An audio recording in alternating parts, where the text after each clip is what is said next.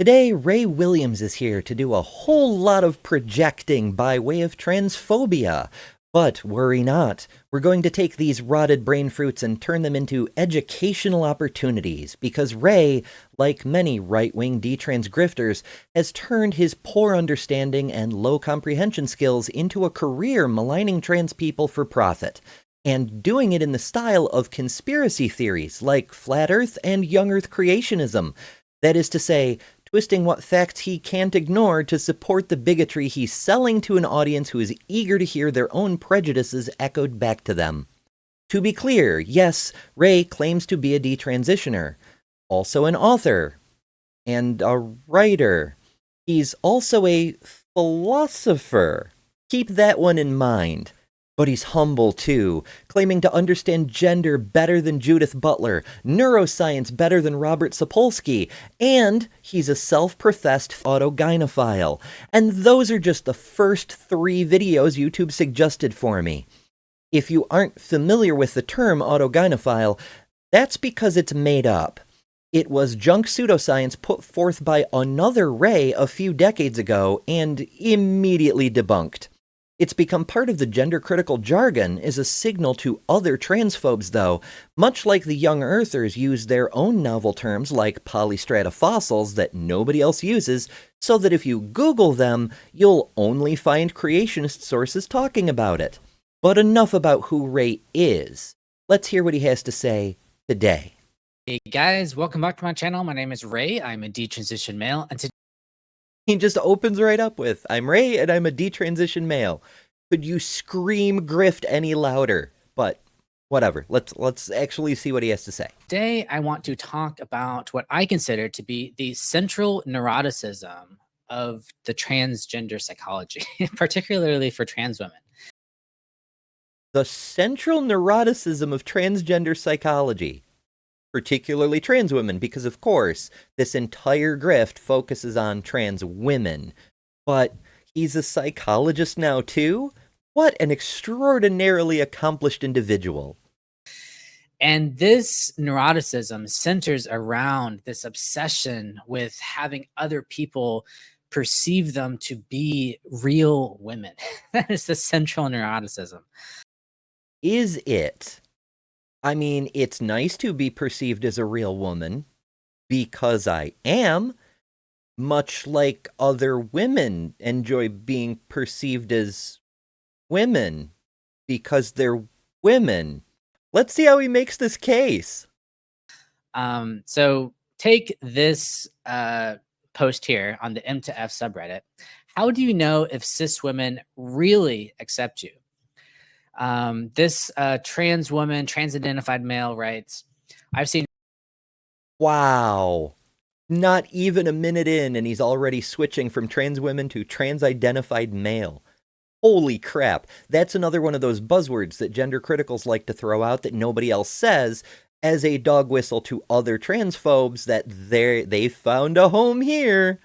Repeated posts on Twitter and Tumblr from trans women talking about not being accepted as, quote, one of the girls by cis women.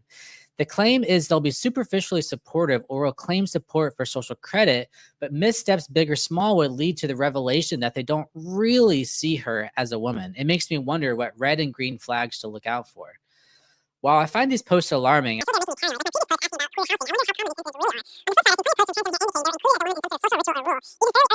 5 minutes later. compare this to another person who seemed to accept me but insisted on referring to me with my dead name and gender-neutral pronouns when referring to events that happened pre-transition. Everyone in my circle believes she was being covertly transphobic. Okay, so a couple of notes. The first is that we're pulling this entire psychological diagnosis for all trans women from a single Reddit post. One that doesn't actually focus on what Ray says is the topic. Mainly that the poster is trying to figure out how you can tell if a person is actually transphobic. What are the signs you might look for? So, okay. So for me, this is definitely the central neuroticism, which revolves around gender identity ideologies' insistence that in order to not be transphobic, you have to you have to believe that trans women are real women. Like, it can't be the case that you Well, kind of yes. In order to not be transphobic, you have to not be transphobic. That's a tautology, Mr. Philosopher. That's how that works. That's what that means. If the only people who assert that trans women are not real women are transphobes. see trans women as essentially feminized males. And so there's this fear amongst these trans women that, these these like women, these females are just sort of being nice. They're sort of just being accommodating. And, they're just sort of going along, including them in these social rituals. And honestly, I think that this paranoia is well founded because Paranoia? My worries when I go out are not whether people accept me, it's whether people will freaking murder me. I want to pass in order to avoid violence. I do think it is the case that there is a silent majority of females out there. That's another dog whistly term. Survey after survey after survey have revealed that the transphobes are neither silent nor a majority. They make up at best 28% of the population, and that's in the UK, aka Turf Island. Who don't actually think that trans women are real women in the same way that females are real women. Humslice here seems to think that trans men are women. Super job. But because Mr. Philosopher seems unaware of the concept that gender and sex are different things. Woman is a category, not a sex. of women have greater social skills, women are more liberal. You sort of have to go along with this idea that trans women are women. You have to repeat that endlessly. And I think a lot of women are cognizant of these sort of sociological, political correctness pressures that basically they have a social awareness that, they can't express their actual opinions in regards to trans women. Oh, I see. Every woman who accepts trans people, trans men, trans women, non-binary folk, everyone, they're secretly repressing their real thoughts because they feel like political correctness requires them to go along with the culture. Yes, of course. I mean, that's an easy way to build a majority, isn't it? Is by simply declaring all know the glory of God and the sinners are suppressing it. I mean, all know the truth of gender criticalism and most are just suppressing it. It's the same thing. But the misogyny, holy crap, all women are this and all women are that, and nobody really believes this crap. Okay, if that were true, why do so many people believe it? How did the idea get out there in such a large way that people feel like other people all believe it? Like, are we this overwhelming force taking over the entire world, or are we a tiny little minority that no one actually believes in? Because you're kind of arguing for both there, Ray. And the feminists and the women who have come out and said, I respect trans people, but trans women are trans women are not women. There is a difference, but this is the central neuroticism. Ray seems to have a little bit of neuroticism himself, I dare say. This whole I know better than everyone what they think. My goodness. No, trans women are women in the same way tall women are women. It's an adjective in front of a category. Gender criticals like to be all bioessentialist about it and say that by being female, you're automatically included in the category of women. But the problem there is, what about trans men who were born female but are men? Of transgenderism, particularly for, these trans women who their own happiness, their own self-concept, their self-esteem is entirely wrapped up on the perception of other people in regards to whether they buy into gender identity ideologies claim that trans women are real women. And there's the projection, because Ray can talk about his own experience when he was living as a transgender woman. Maybe his own happiness was tied up in whether or not he was accepted by others. Now, as for me personally, other people accepting me and treating me like a real human with actual feelings and a knowledge of who I am as myself, that's very nice. But even if no one around me accepted me, that wouldn't change who I am. My sense of self-identity and self-esteem come from within. You really can't rely on external validation for your entire sense of self-worth for very long, because eventually you're gonna get disappointed. Most adults have figured that one out, Ray. Although, I am curious, did he become a professional detransitioner because he's still hung up on this idea that he's projecting onto everyone else that all of one's self-esteem must come from external validation? Is his entire channel raging about trans people nonstop with nothing else going on because he's trying to pick me, that gender-critical crowd, so hard to get that validation he needs to feel like his life is worth living? Honestly, if that's the only way you can live your life is by being a pick-me, by relying on other people loving you because you hate the same people that they hate, what kind of life is that? It can't be that trans women are just feminized males. It can't be that trans women are males who want to be women, who desire to be women, who sort of act like women. It has to be that they are real women who are no different than cis women, except on some, arbitrary biological thing that they perceive to be not like essential to women or whatever. So Well, yeah. I mean, it's kind of an absurdist claim. If you perceive yourself as a woman, if you behave like a woman, if you look like a woman, if you do the things that women do, what actually is the difference, except for that one little biological thing, which no one knows who isn't in an intimate relation with you? What's in your pants is nobody else's business. So why would it matter in your social interactions?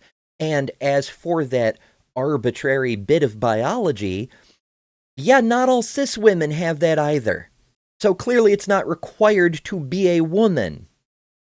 So there's sort of this ideological resistance in gender identity theory against, saying that, trans women are trans, or that, there's this reluctance to identify reproductive capabilities in terms of the gamete account, in terms of that females are the egg producers. They are the large gamete producer. There's no reluctance. That's one of the definitions of sex. It's not the only one. There are 6 or 7 different ways that biologists categorize sex. Gamete production is only one, and none of them have only 2 exclusive options. But so what? When you look at a person, when you interact with a person, do you know what kind of gametes they produce? Do you know if they're even capable of producing gametes? Back in the Renaissance, if you came across a woman on the street, did you know what kind of gametes she produced? Did you even know the term gametes? During the Roman Empire, were they checking people's karyotypes to determine their genetic makeup? Of course not. So while those aspects of biology are important for the very specific purpose of reproduction, they don't actually affect interpersonal and societal relationships even a little bit. Has the defining nature. And so there's reluctance in gender identity theory to talk about that because it is essentializing. It is essentializing. It's bioessentialist, but it's also completely irrelevant because you're talking about sex and we're talking about gender. And if you were trans for 8 years, Ray, and you still don't know the difference, Mr. Philosopher, you might want to go back to college.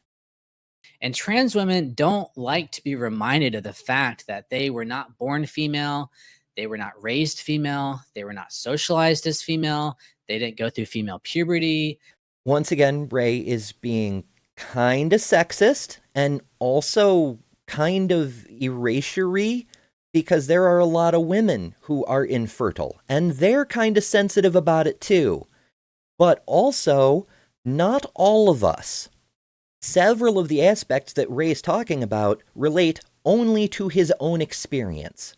Trans girls today who aren't being forced to go through the wrong puberty do experience a female puberty. Trans girls who are allowed to socially transition at a young age are socialized as women. And even Ray's claim that all of us were assigned male at birth, that's not true either. Which, and of course, yeah, there are females who, don't experience those things either medically or by choice, have hysterectomies or.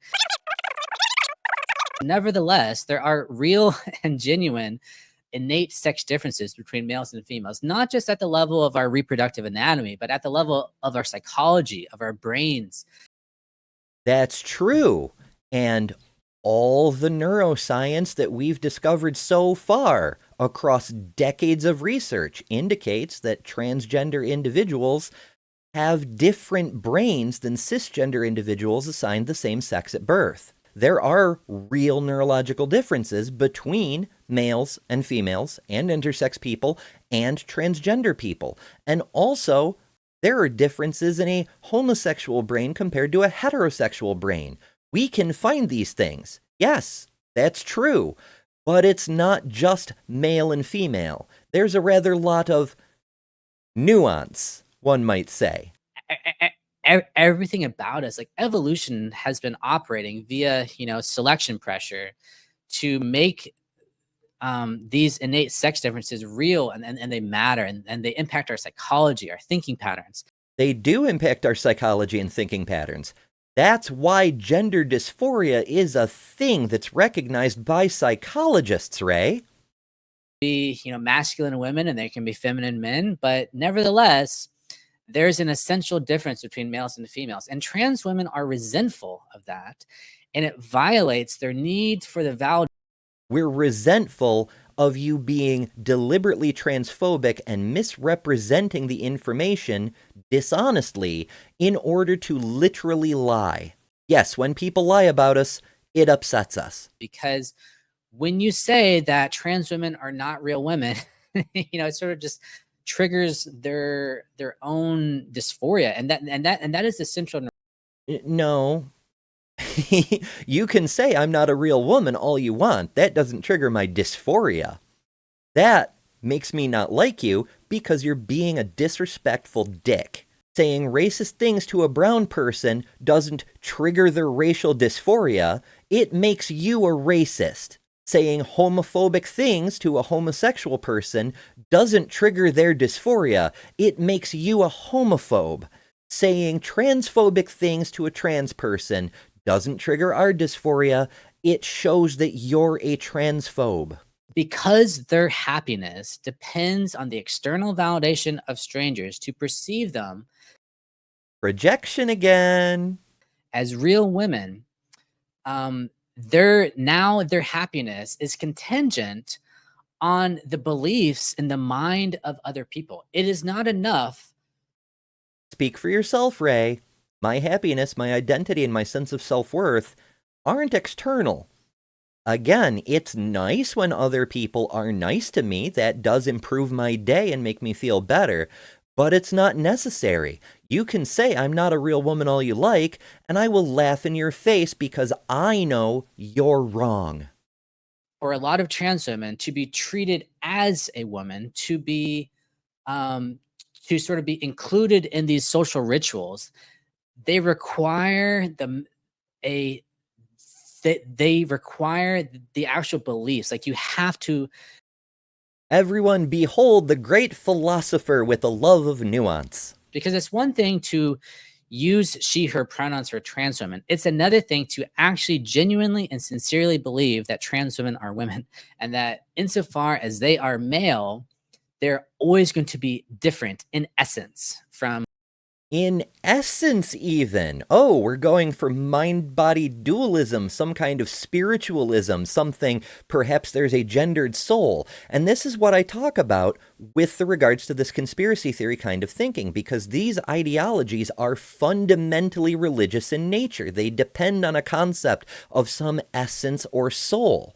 Just like Flat Earth, just like Young Earth, they ultimately boil down to a religious presupposition that there is some kind of immaterial soul, but in this case, that it's gendered? And that difference in essence is just crippling psychologically to trans women. No, it isn't, because we're very keenly aware of our anatomy and our biology. That's why we transition.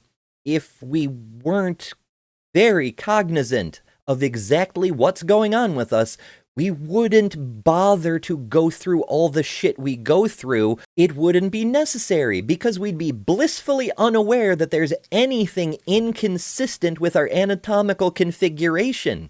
And not all trans women, there are some trans women who don't make their happiness dependent on other people buying into these metaphysical beliefs about gender identity. How magnanimous of him to admit, despite broad brushing this entire time, it's not all trans women, though. In fact, it's mostly just him when he was a trans woman. That's how he felt, and therefore that's how most trans women must feel. Trans women have the same gender identity, theoretically, as women. The like gender identity is like of woman. Mr. Sophistry over here doesn't seem to understand that woman is a category, and a rather broad one at that. There are women truck drivers. There are women soldiers. There are women strippers. There are women housewives.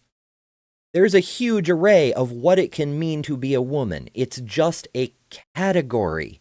That area we call blue, that's an arbitrary delineation. It's a collection of different wavelengths that fall generally into the bluish category.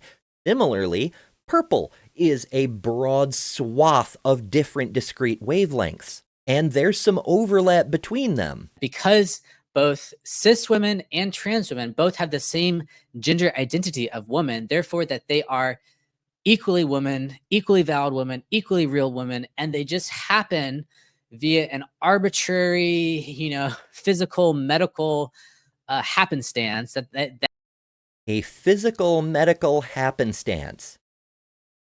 Philosopher. It's not some Neoplatonic form floating off in void space from which all women derive their womenness. It's a freaking category, Ray.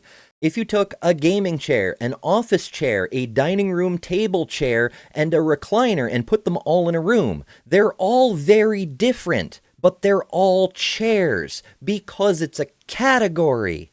They just happen to have different physical bodies, but essentially, metaphysically. Has Ray never met a cis woman? Because cis women all have different physical bodies too.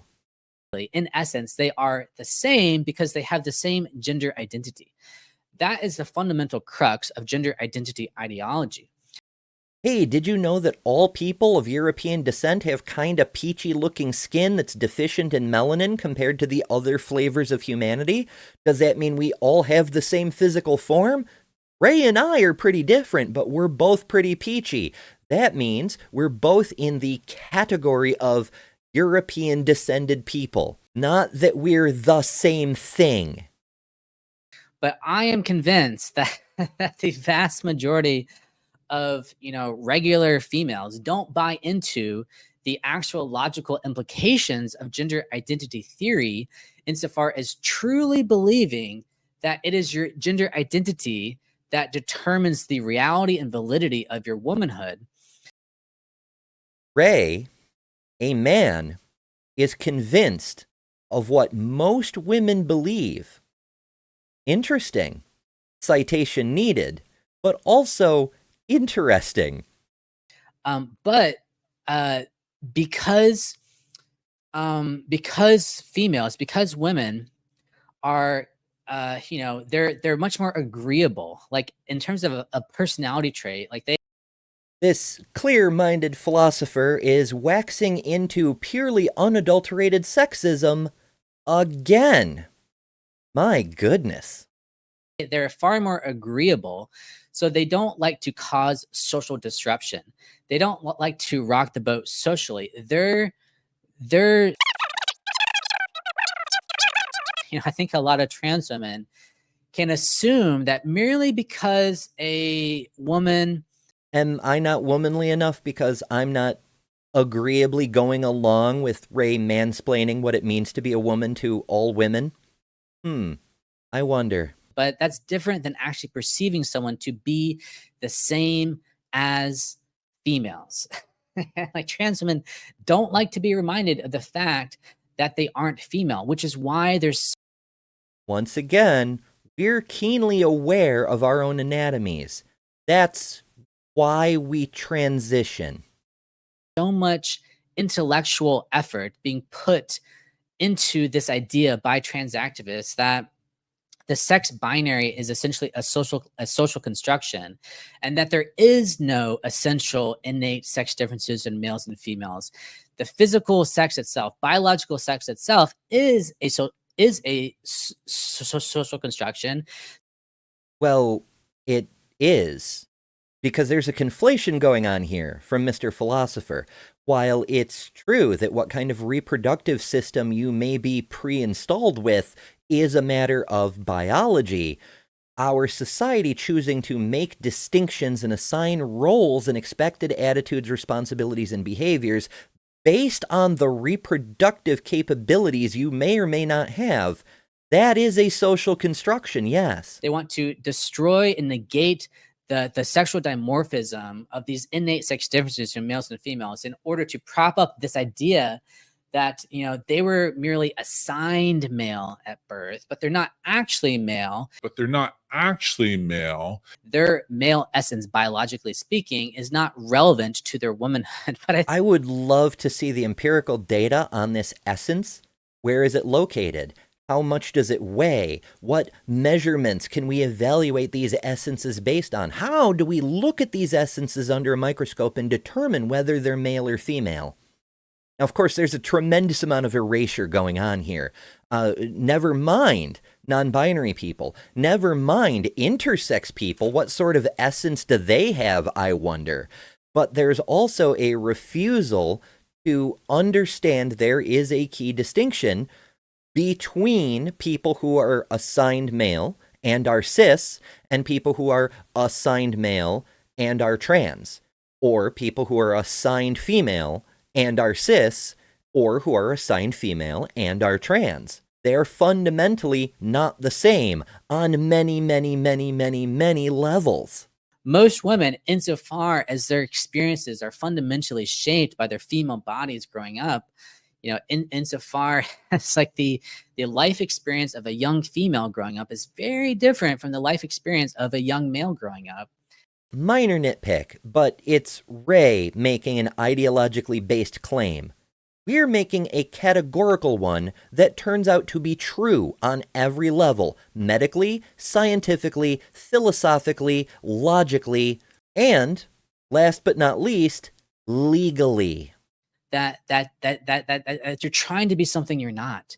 And your validation and happiness and contentedness is based on everyone else buying into this delusional fantasy that you are something that you're not. Imagine for a moment, if you will, what it must be like growing up, knowing you're a girl, but being treated by the entire world as if you were a boy. That kinda sucks.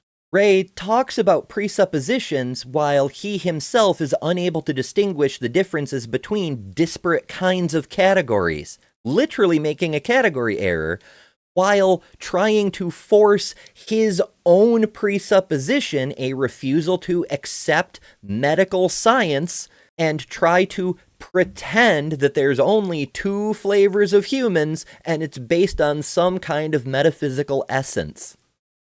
That you are not male, that you are just like the females, just like the women, blah, blah, blah. And so I don't know. Okay. Oh, we can tell you don't know, Ray. It's really obvious that you don't know. I think I made my point clear. That's it for this video. Thanks for watching. Take care. Bye-bye. Sadly, he did not make his point clear. His intentions were clear. To be transphobic. To appease the transphobes who might offer him emotional support and possibly send him money. But this pinnacle of the gender-critical movement, a philosopher and an author and a writer who loves nuance and has a superior grasp on both gender theory and neurology, and apparently also psychology, over and above acknowledged experts in those fields. No, it wasn't very clear at all. I'm sorry to say. But hopefully you all learned something, if only how to refute these same kinds of points when people who are the textbook definition of deliberate ignorance confront you with them. For the TransPositions, I've been Ember Belrad.